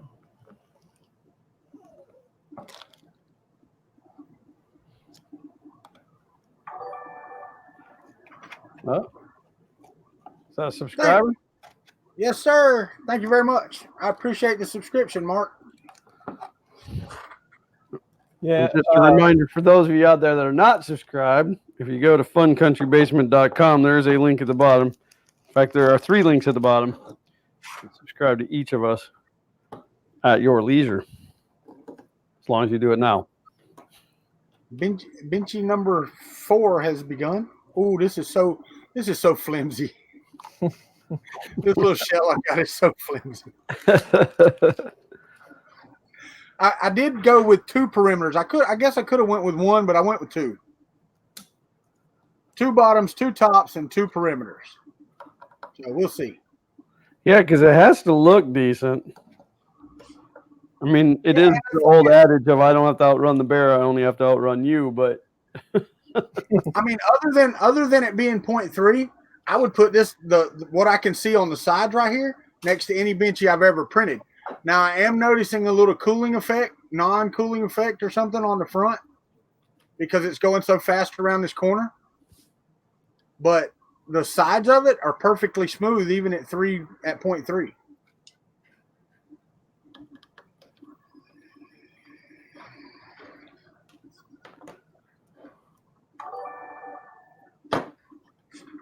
Oh crap, I thought this was Chris Riley. Channel Basement. Cheers.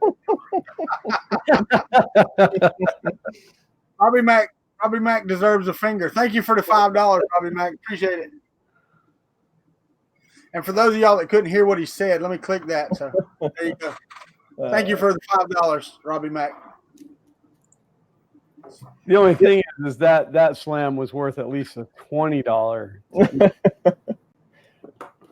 CFM counts for fans. I don't know a good resource for that because every brand is going to be different. He's wanting to know if 2 410s would be equal to a 50-15. And I really don't know the answer to that. Looks like a couple people out there might need a Xander sighting for bingo. Roy Holly, I did install AnyDesk, and so far it seems to be that it's going to work. The only thing that's a little bit iffy is the way that I have it set up now. I can actually remote into the tablets without the user being there. That way I don't have to explain to them what I'm doing. And AnyDesk supports that, but it's acting a little bit weird. But when I have more time, I'll work through it. But I think that's going to work for me. So thank you. And Robbie Mack, I hope that you are feeling better, brother, because as I understand, you were a bit under the weather. I still don't know if this is enough support for that box or not. We'll see. Come loose. God dang it. Dang nabbit. If you guys have that square, you can use that one. Paul, I kind of stopped doing the mailbag Mondays only because the stuff wasn't flowing in, and where I'm not making other content, I didn't really want a channel full of mailbag Mondays. But I will definitely let you know if it resumes. Thank you, Just Joe, for subscribing. All right. Sorry. Anyway, Chris, next Sunday is Glenn's channel. We're running these. So you got to work on it all week. Get as fast as you can. I'll see what I can do. Hey, Glenn, you don't have a Mark III, do you? No, 2.5S. You want to try that too? Nah. Why not? Glenn, Chris's Mark II outran his Mark III one day. That means I have to print stuff, and I don't print stuff anymore. Yeah, I was going to say, I think I could probably outrun the Mark III with a Mark II. That's why I said Mark III. I didn't say Mark II because I remember you outrunning it. Yeah. That's probably because of all of the quietness of the Mark III. Oh, yeah. Yep. The 2130s definitely make a better looking print, but and a whole lot quieter of a machine.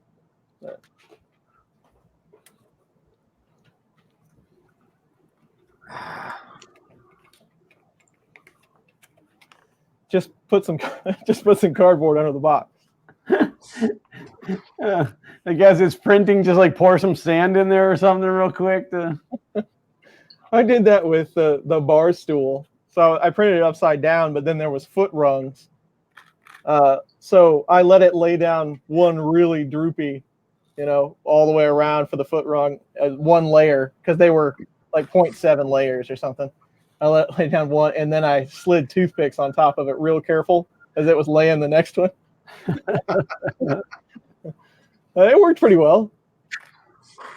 Paul, you're saying that you did send stuff to Walter and I, or you're going to? I don't think I've checked the P.O. box in a couple of weeks. Glad to hear it. Mine comes to my mailbox, and I haven't gotten anything from Paul. So okay. And I'm not going to read that comment by Carl.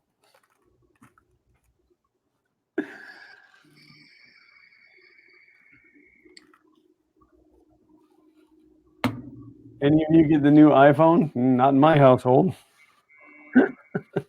The only thing Apple that has ever been in my house was an iPod.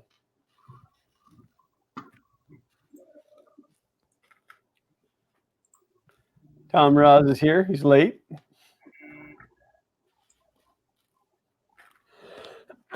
So I cannot get, I cannot get Nightbot to run on Xander's channel. I've authorized it. I've set it up. It doesn't come in.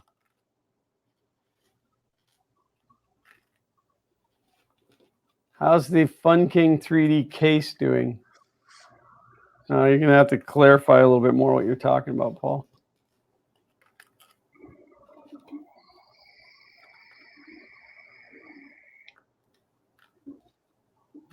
Well, if nothing else, I ended up with a nice little baggie of tiny screws. I don't ever throw away hardware. I was looking at drives on Amazon the other day because I've got 2 M.2 drives in this computer, and I was looking at bigger storage drives. I'm like, well, 3 terabytes, get a couple of those and they'll be fine. I've got a server rack over there with 26 terabytes of storage that isn't being used.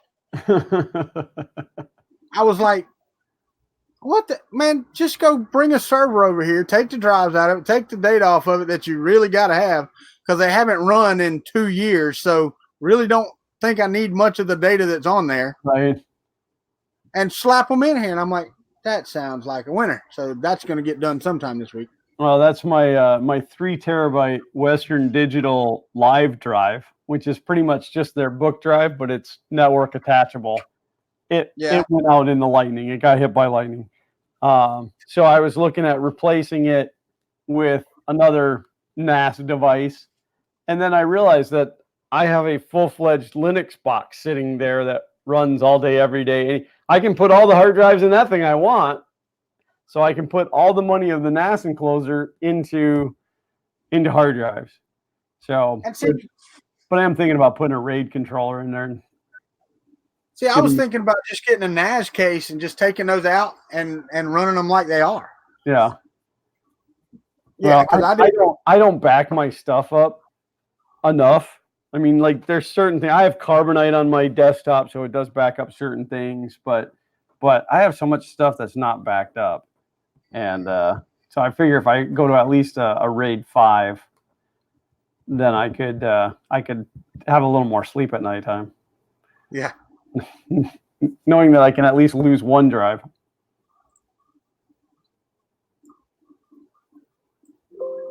I did not realize how much power those servers actually used until I cut them off and saw my light bill go down by almost $200. Oh yeah. That's the server I had before this one was I still have it. It's sitting on a shelf over here, but it's a Dell Dual XP, and that thing was like we noticed like a $55 a month increase in our electric bill once we started running that thing. So I said, oh, okay, well, I'm a little more efficient than that. Yeah, and I've got 1, 2, 3, 4, 5, 6, 7 servers running in that rack. Wow. Yeah. And 5 of those are dual 1,500 watt power supplies. So. Ooh. Paul, that is actually in Zach's room on display. I don't know if you guys remember, but a while back, Paul Cumber had made me. It's the Fun King head, and he put it actually inside of an acrylic box, and it's got lights in it. It's really cool.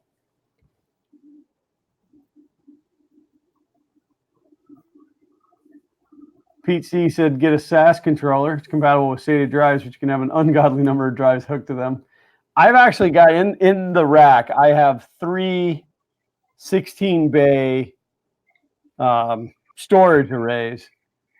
But they do require a controller in there. And by the time I totaled up what the controller would cost and the external SATA connector for my machine, it just wasn't worth it. I can just throw some drives in the Linux box, but yeah, all of the servers that I've got have 3M RAID controllers in them, and I think they'll handle up to 8 drives each controller. Yeah. 8 port. What's that? 8 port. Yeah. And the bottom server, which is my file system server, it'll hold 24 drives. 6 terabytes each is all they'll recognize though. Nice. Sean Gould said, I hope you checked the data on those drives before you took them apart. I don't have to. I have the platters right here. So I still have the drive. Because you can just put these right in your CD-ROM drive and read the yeah, no, I had already been through all of those. Most of those were stuff that I hacked out of machines that weren't even mine. So, I mean, they were mine at the point I hacked them out of there. They were computers that were given to me, but I just go house to house taking people's hard drives. And their data. Thomas was actually asking about Benchy on this machine. I got through about half of one, and the extruder started giving me problems, so I quit.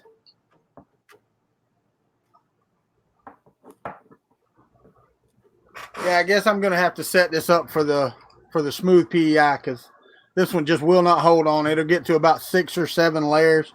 No, maybe 15, and then it just craps out. Well, I know time wise, it's a time crunch, but what if you slow the first layer down? Well, it's not even the first layer, Glenn. Like I said, it's stuck really good, but it bumps when it's going that fast. It'll hit a little bit. Yeah, but it just if the first layer truly is stuck, then it doesn't matter. Well, sure it does. So a little bit more squish on your first layer and slow the very first layer down, and then let it just rip from there. Yeah. I don't think you could squish a powder coated sheet like that good enough. Well, and is there a first layer speed in here? Yeah, there's a separate speed for first layer.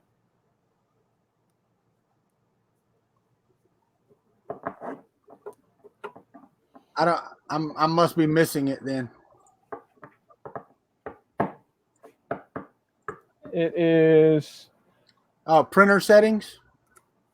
Yeah, printer settings, speed, modifiers, first layer speed. Wait now. All right, so I'm on print settings, speed. I see it. I was looking over it. Just complete. And my first layer speed is set to the normal. I did not change it. It's at 20 millimeters a second.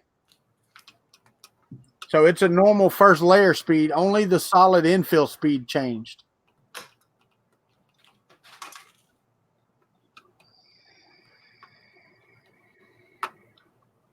And Walter, while you were talking about those servers, why did you have all those again? Because I had an Android application that I wrote in 2010. He ran an adult website. No, I did not actually, but and it made me almost $200,000 while it was running. So I mean, I can't complain about it. But I ran them for about 3 years after the life of the application was pretty much done. And yeah. And then it cost you $200,000. Yeah, right. Yeah, I remember you told me that once. I couldn't remember why. Yeah, it was for an Android application, and it was for redundancy because at one time I had almost 11,000 people using my application, and I had the same internet I have now, and it relied on messages coming in and out all day, every day, and some of those were pictures, and it was taxing on my network. But then we also weren't watching TV over the internet at that time. Right. We were still on DirecTV, so it wasn't near as bad. But yeah, they've just been sitting there since I probably turned them off in 2015. So they've been sitting there a good 4 years with no activity whatsoever. And what brand are they? Supermicro. Okay. They run quad Xenons with 96 gigs of RAM. So I mean they're decent servers. They're loud. Yeah.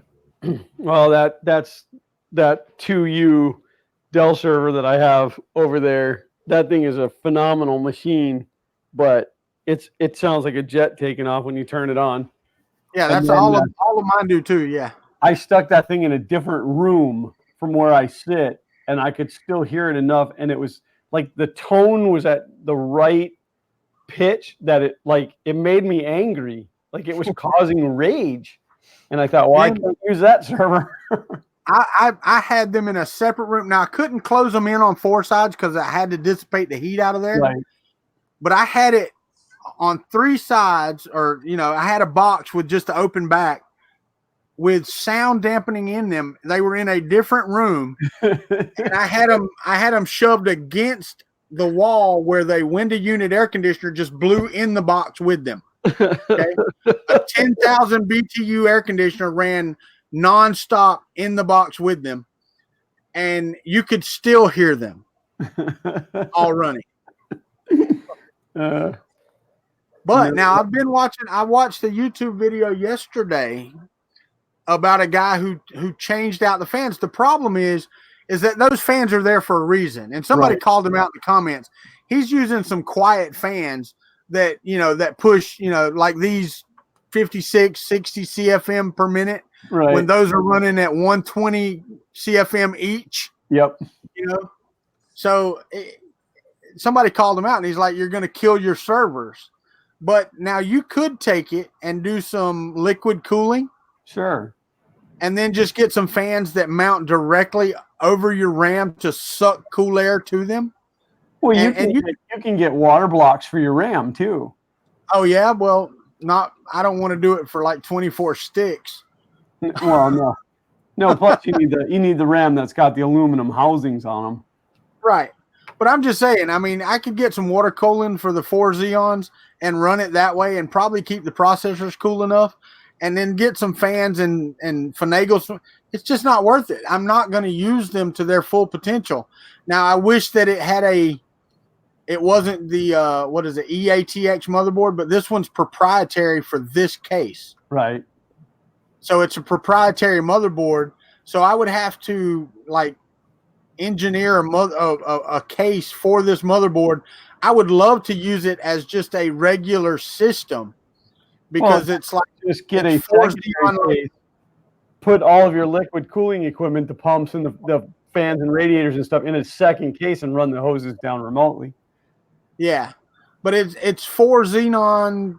I think they're like 5970s or something. They're 24 core or something like 16 to 24 cores. I can't remember each.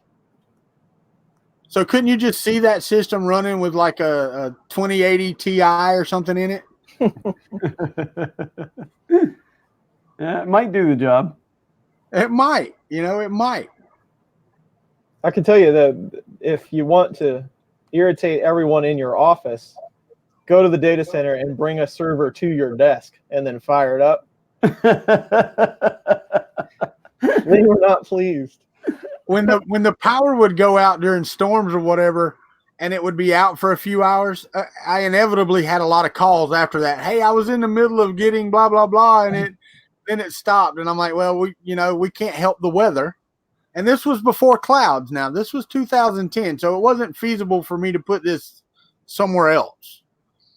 And it was so amazing when the power would go out. You'd be like, what, my ears aren't ringing? What is that? What is that? That deadening silence. Yes. And that is exactly what it was deadening silence. Yeah. When I, from the moment I got into computers until I would have been in my mid-20s, I always had computers in my bedroom. And when we moved into a house that I could get them into a different room, I had a dedicated room for them. I had trouble sleeping. Right. That whir wasn't there anymore. Right. Yeah, and the thing is, with the money I was making, if they'd had cloud services then, that's where it would have been. Well, yeah, and even like co-location back then was so ridiculously expensive. Oh, right. So, I mean, I actually rented an external shed to put my servers in, and built the room in there with insulation and stuff, so I could run the AC just in the room. And it just got ridiculously expensive. I was paying $400 a month for a building that did nothing but house servers. Yeah, they call those data centers. Right.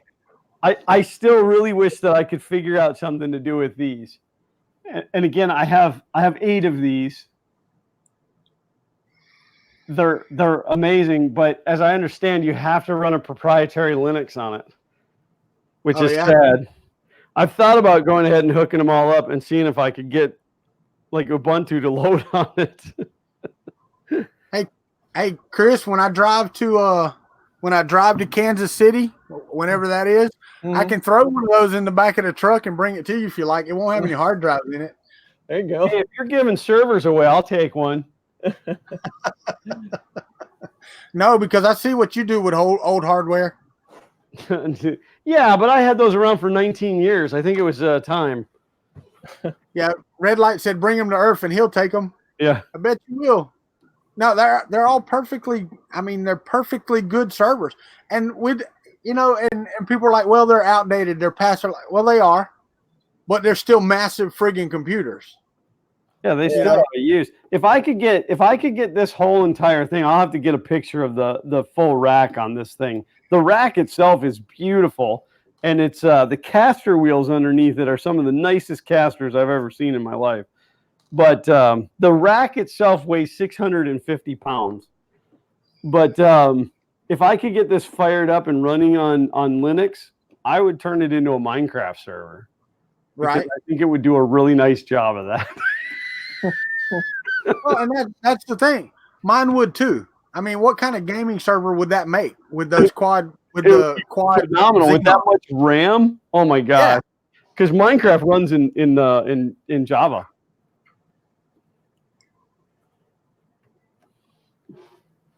Yeah, I mean, those servers, they're great servers, and they've got a lot of computing power. I can't run them in my house because they're too damn loud. Well, and then the electricity that they suck down is just horrendous. Yeah, so 80 millimeter fans instead of like a part cooling fan, I think that's what he's asking. I have seen that on a printer before, built in. It had two fans, one on each side, and they would just blow down. And it worked really well. The prints looked good. But I would think you'd be fighting bed temperature all the time. And you do, because I did that. I didn't do that, but I had a desk fan because my hot end fan went out. Mm-hmm. This was way back. So I just got one of those little mini desk fans and just blew it across the print.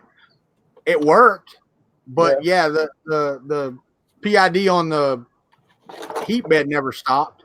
Right.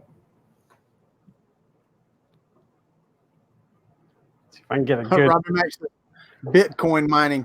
Yeah, the problem is running those, and I'd have to make $250 to $300 a month just to break even because of the electric bill. Yeah.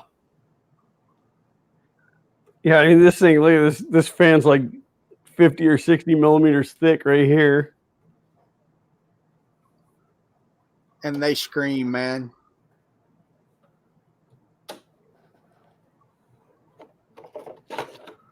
Run a BBS on them and bring back trade wars. That'd be awesome. Hey, I got a couple old modems. Later, Mitch. See you at Earth, buddy. I used to work on NAS devices, enterprise NAS devices for NetApp. They were NetApp devices. I didn't work for NetApp. But we had one.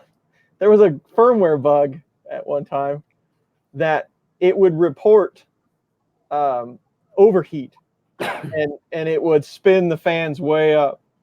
But you could go upstairs, and they were drawer blowers.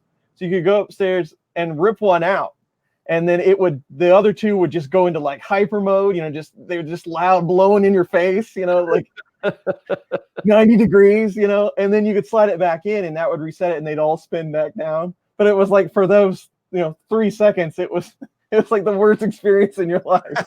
Right. Well, I can Totally. tell you this right now. If I modded the case and mounted a 120 volt squirrel fan out of an air conditioning unit on top of that, it would be quieter than the damn server running. Yeah. And it might push enough air.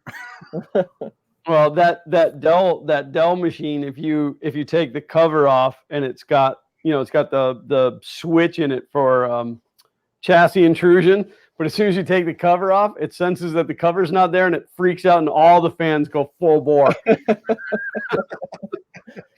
You're like, yeah, let me show you the inside of this server. Whoa! Thomas is going to be at Earth. Awesome. See you there. Who's going to be at Earth? Thomas Moraz. Excellent. Can we get a pack of those hello, my name is stickers and give them to everybody? I don't remember who it was now, but somebody put out a tweet before. I don't know if it was for Murph or whatever, but put your username, your YouTube username or whatever on your badge so we know who it is. I was like, so what do I put?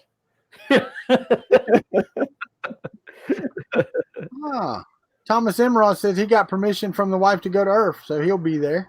Yeah. Cool. Did I miss that? Did somebody comment on that already? Yeah, that's what we were just talking about.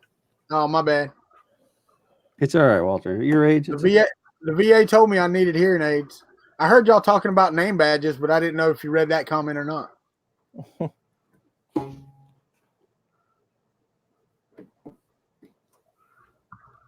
right. Well, I am not moving my I am going to save this, by the way.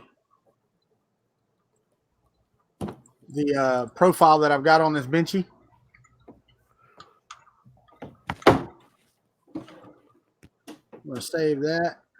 Filament settings. I'm going to save that. And save dash Benchy.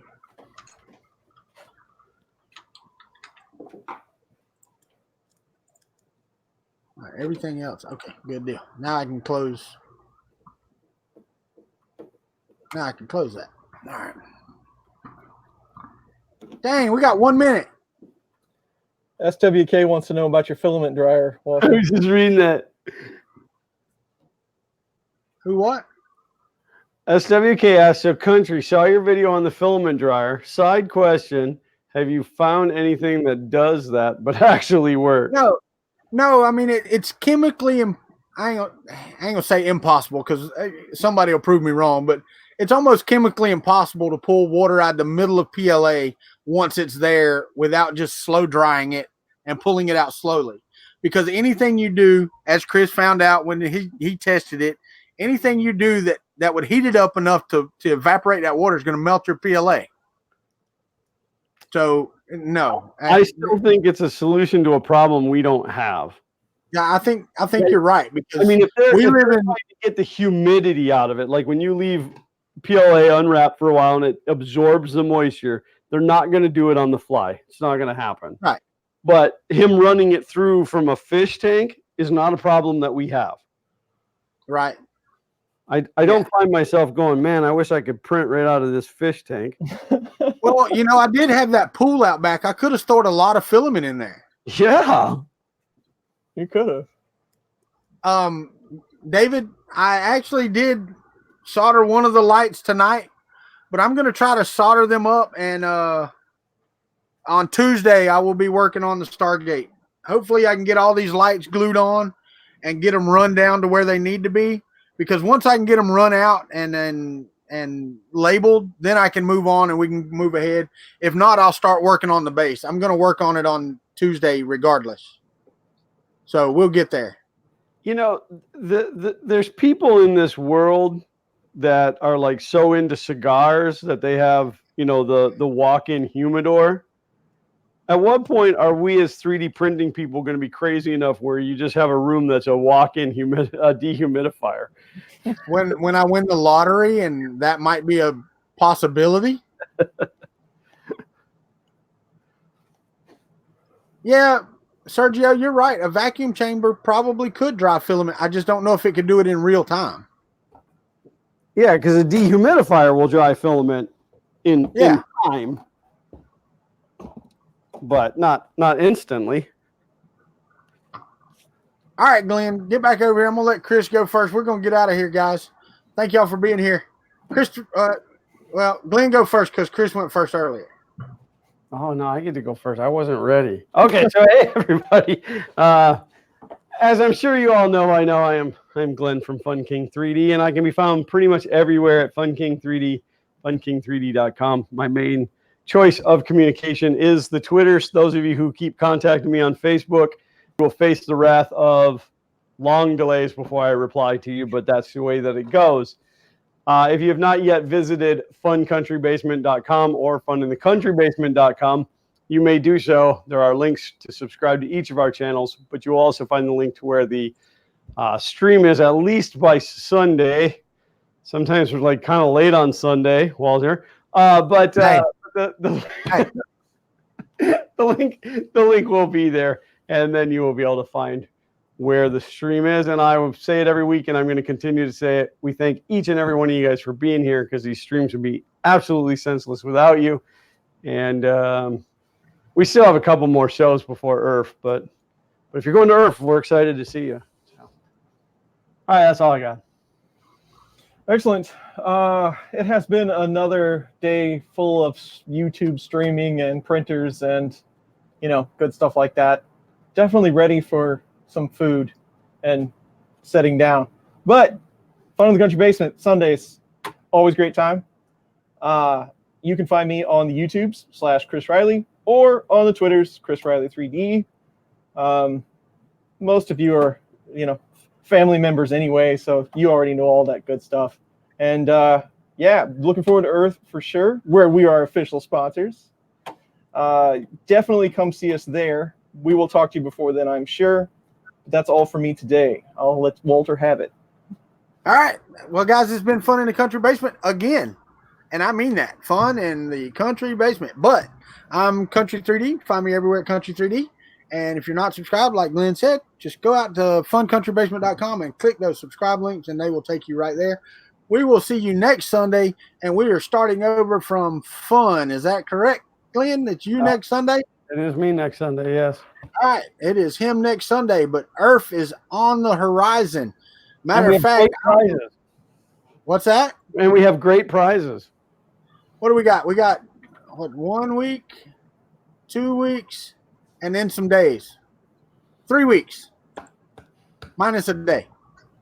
So we will see you guys there. Thank you all for being here, and we do appreciate it. Guys, I'll be back with you in just a second. Later, everybody.